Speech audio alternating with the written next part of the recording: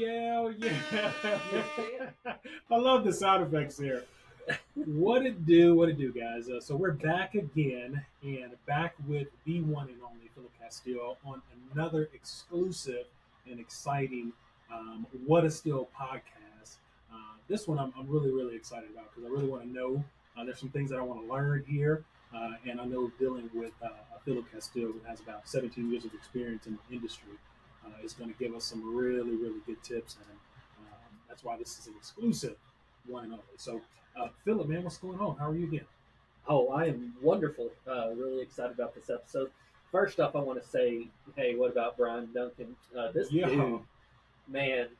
Let me get it. Let me get it. Well, Let me yeah, get it. this wouldn't go down as smooth as it does without you. The man with the golden voice, my friend, and Brian Duncan. I just appreciate this, and dude, you made for this stuff. Yeah, man. Golden Voice. Man, I had an opportunity over the 4th of July to sing the national anthem for Vanilla Ice, opening act for Vanilla Ice. So I showed Philip, and it was super exciting, man. But I had a good time. That dude, I don't care, man. He doesn't age at all. I don't care how old he is right now. The dude is cool. We got a chance to get a picture with him, but yeah. Philip think I have golden voice, so I also do. Yeah, you do, and we're just going to have to open it up one of these days and kind of sing the I'm national not. anthem. We have a recording. No, I'm not doing it. Oh, come on, come on. So You let me know out there if you want him to sing the national anthem for you, and I guarantee you the answer's going to be yes. not today. That's gonna be a lot of money. It's going to blow up. That's a lot Everybody's of going money. to say yes. That's a lot of money. So anyway, before we get into it, again, this is a really exclusive episode that's going to really focus on the world of light and its transformative impact that it has on commercial businesses and things like that. We want to kind of uncover that, and just before we get into that, again, tell us why. Why is this? Why is what a Still podcast? Why Stillbird Ventures, and what are you looking for as far as success with this business and commercial businesses and any partners that you're partnering with right now? Yeah, I just want to ask one question. How many people can sit down and pick the brain of an expert without having to pay them? Right? And so that's what this podcast does, is I'm giving you all the insight that I have and laying it down for you for free. I mean, all you have to do is click and listen. So that's kind of the basis of everything. And I guess I'm just giving my job away or whatever. But if you want it done correctly, you contact me. And I'm not going to give all my secret sauce out, but most of it. Why? I mean, you want to do it, you need to save time, but I want you to do it right. You listen to me. Speaking of contact, you're right. The expert, the one and only. And speaking of contact, perfect way to get in contact with Philip Castillo. He has a number of media outlets that you can do that in. One with Facebook, Instagram, LinkedIn, and TikTok. All of those tag signs are at Stillbird Ventures, STEEL, Bird Ventures. And then Twitter is a little bit different. That's at SB Ventures _. So if you want to get in contact with him, reach out there, as well as probably the best way to get in contact with him that I found out is his email. So it's Philip with one L. This is the weird one right here. He's very special. He only spells his name with one L. I tell you, it's biblical.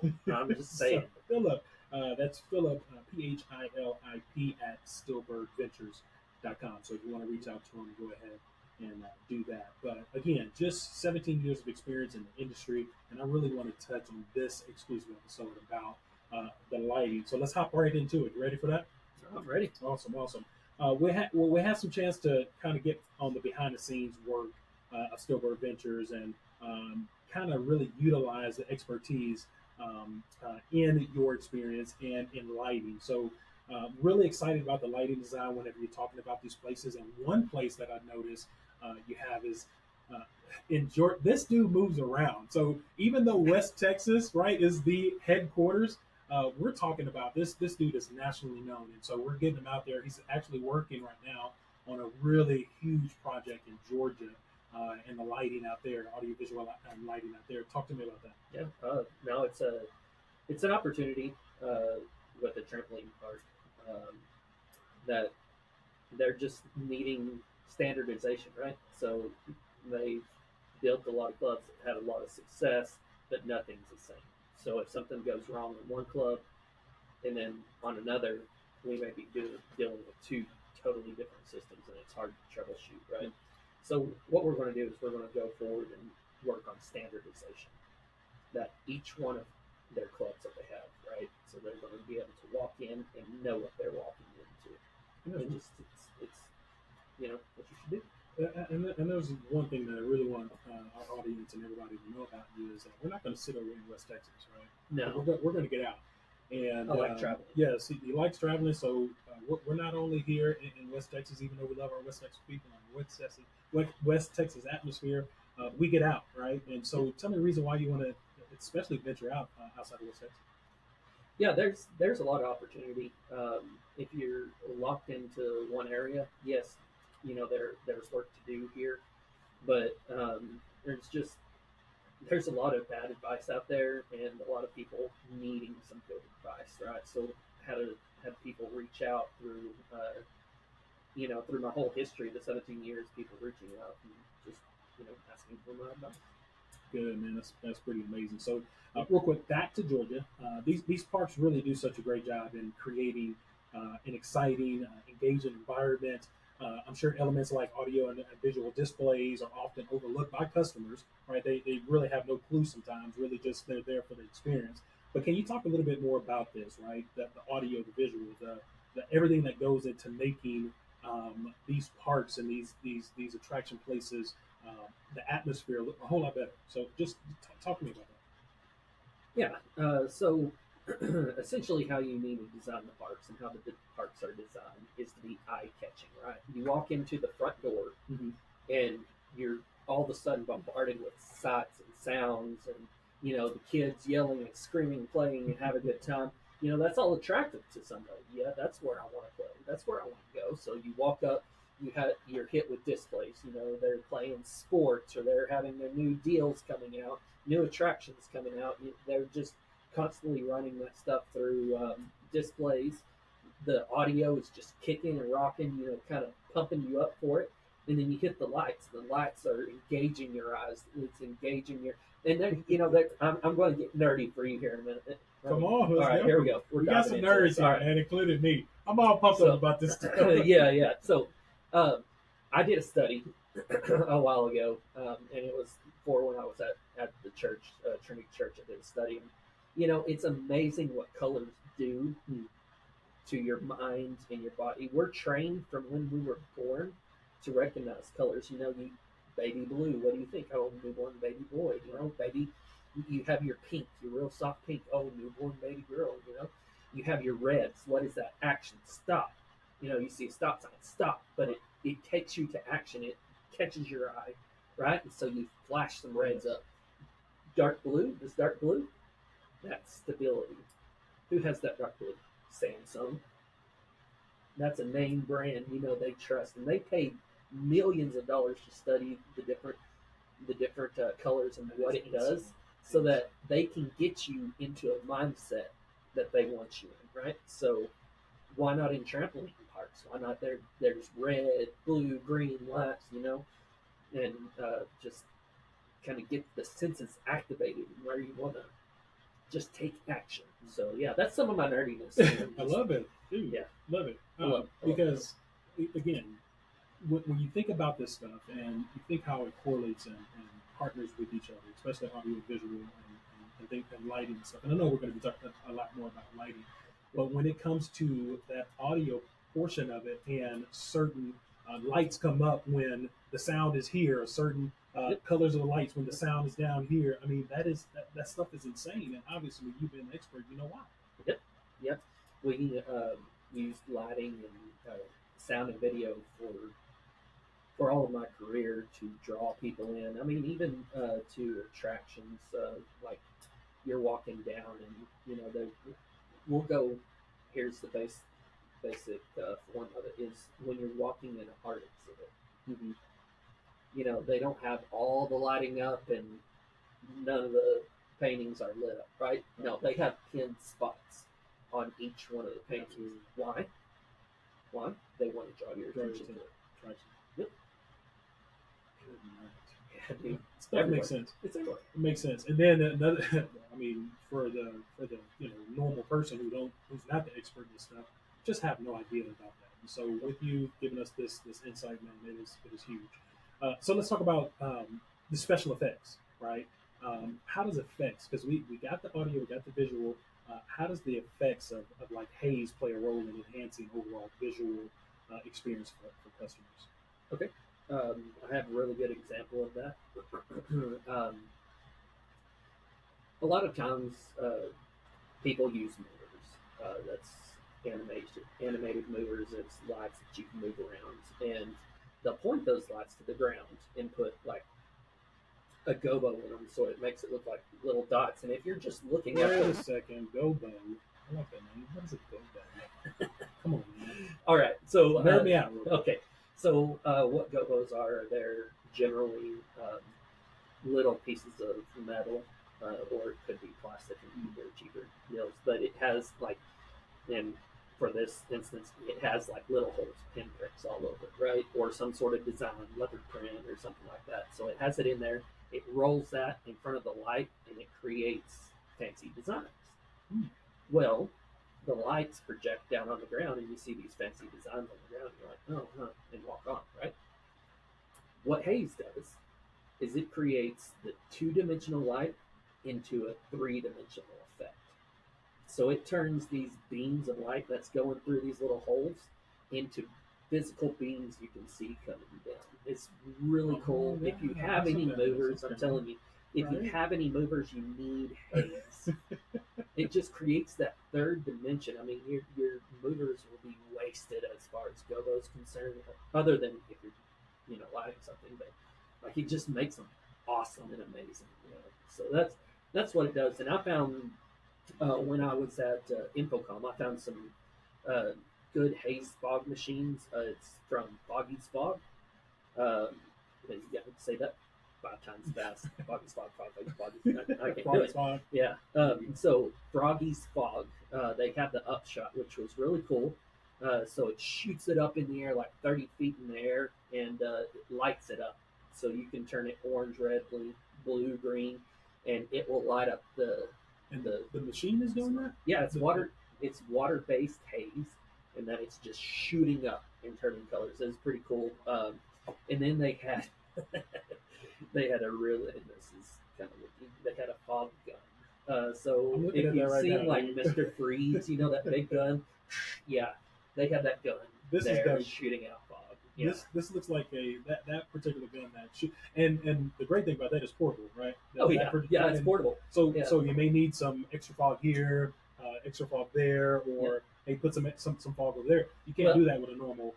No, you have to unplug the machine and carry it over there. Right now. But however, this gun. So I was thinking, not that anybody's ever done it before, but say you have a birthday boy, a birthday kid, and you have a position, like put a box square, and you program all these lights, the moving lights, to come in, and you don't hit haze or anything like that. And they sing happy birthday to you, and at the end on you, it hits a rock song.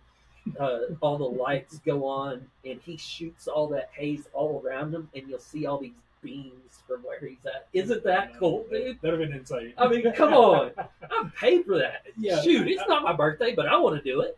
I think that outdo the cake as well as any other activities there. Yeah, that's pretty dope. Sure. Going back every month for my birthday, right? Bring the gun, man. Bring the gun. No, but that was really cool. Really caught my eye there. You can go to Infocom. I would recommend going to Infocom. Perfect. It's a nerd's wonderland. So with high traffic, active business, like a trampoline park, right, that you're working on, are there specific lighting fixtures that work best for different areas and activities within the park? Yes. So if you want diversification, okay. So something you could use to point out an attraction, like I said, if there's birthdays kid, spotlight the birthdays kid. You want to wash, it can do a wash, it can zoom in, it could be in multiple different places from one point with one fixture. So what I would do is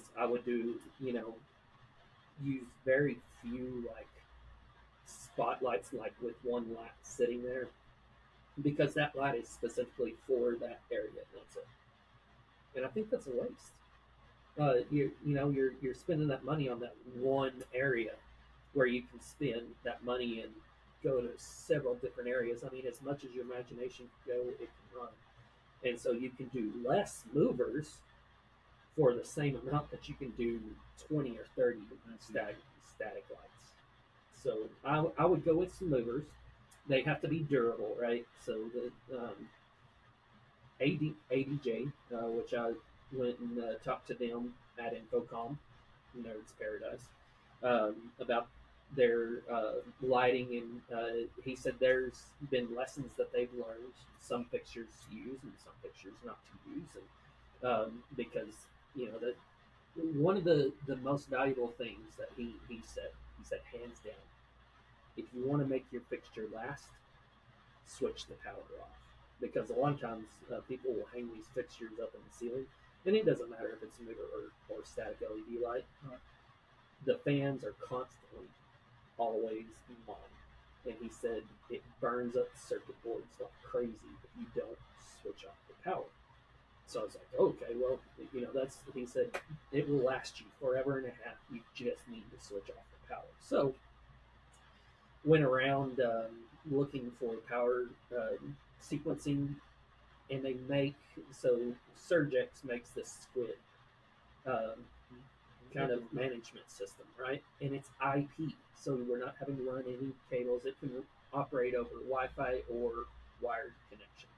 All in one power names. Yep. So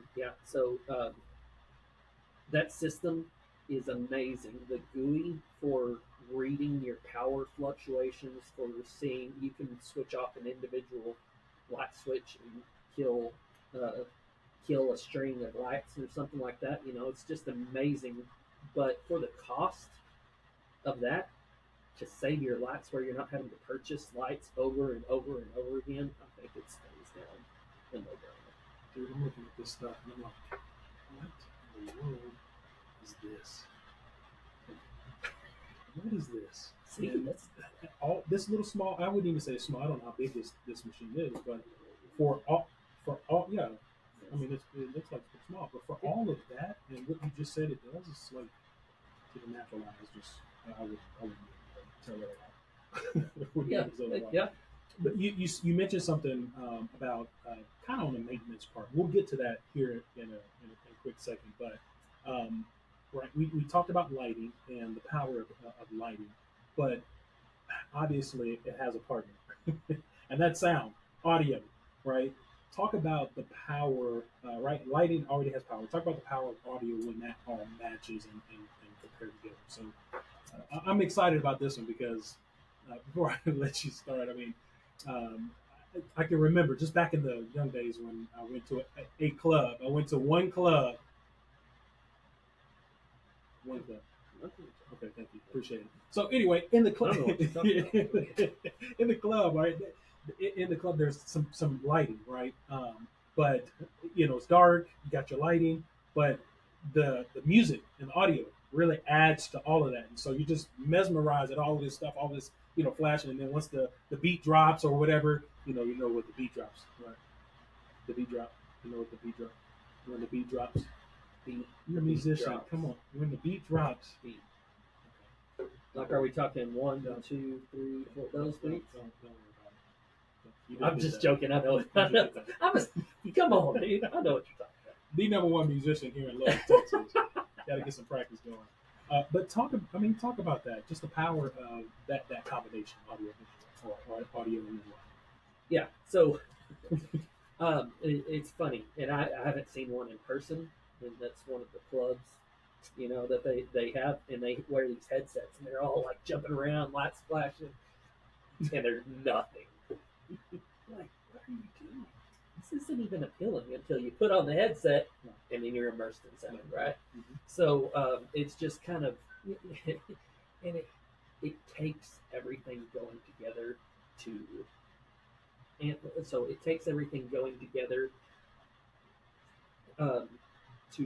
raise the level of energy. So you can have a classic song with these rock lighting, and it's not going to work. So you do the rock lighting and rock songs, and it works, right? So it just takes everything together. You can't be opposites. It's like oil and water, And so Good stuff.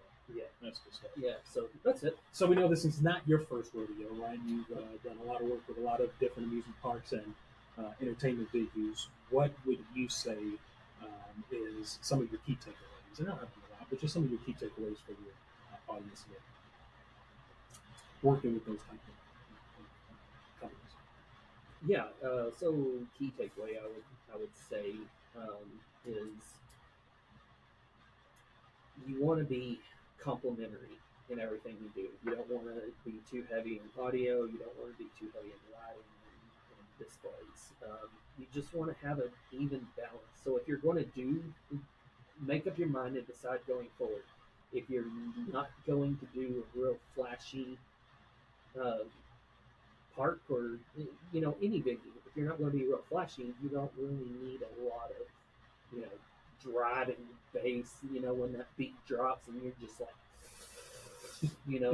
your chest is shaking. You don't need that if you're not going to be a pop up flash bang venue, right? So just keep in mind really what atmosphere you want to keep, and then stay true to it. Don't let anybody convince you like, oh, well, you don't have to do audio, and you could just have this boombox sitting over there in the corner, and then load it up with lights. Right? I'm a lighting guy. You need lights, lights, lights, lights, lights. No, that's not how you do it, because you're going to spend a ton of money on lights, and people are going to walk in and be like, eh.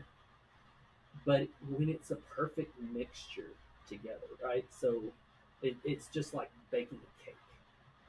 There's a science to it, and there's experience behind. I mean, you can design it, and maybe you get right. Maybe it's like the blind squirrel finds a nut once in a while, right? You can get it right, but it can go very, very wrong as well, and you're wasting money.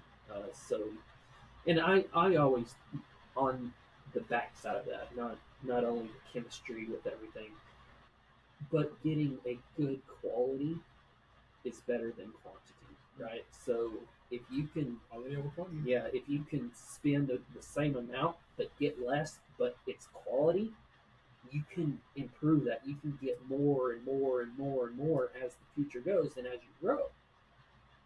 But don't get something really cheap that you're going to have to pay like over, over months and years. I mean, I've seen people just drop money after money after money after money trying to keep something working that really doesn't want to work in your atmosphere, right? So it's just a balance. So with businesses like this, right, trampoline parks, amusement parks, different things like that, customer safety is probably one of the top priorities for any theme adventure place.